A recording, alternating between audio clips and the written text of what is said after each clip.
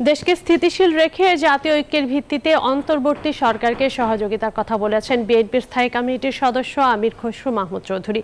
এ সময় আগামীর বাংলাদেশ বিনির্মাণে যুগপৎ আন্দোলনে সবাইকে ঐক্যবদ্ধ থাকার কথাও জানান তিনি।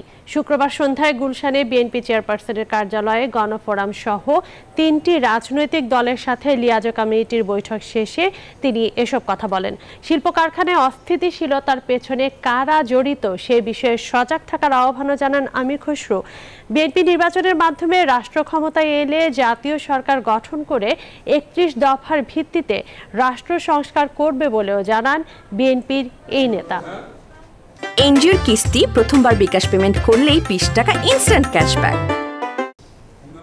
যারা এই আন্দোলন সংগ্রামে শেখ হাসিনার পতনের জন্য রাস্তায় ছিলেন, কাজ করেছেন, সবাইকে নিয়ে একটা জাতীয় সরকার হবে, যেই সরকার 31 দফা বাস্তবায়ন করবে। প্রয়োজনে 31 দফাতে যদি আরো কিছু পরিবর্তন আনার দরকার হয় সেটাও করা হবে।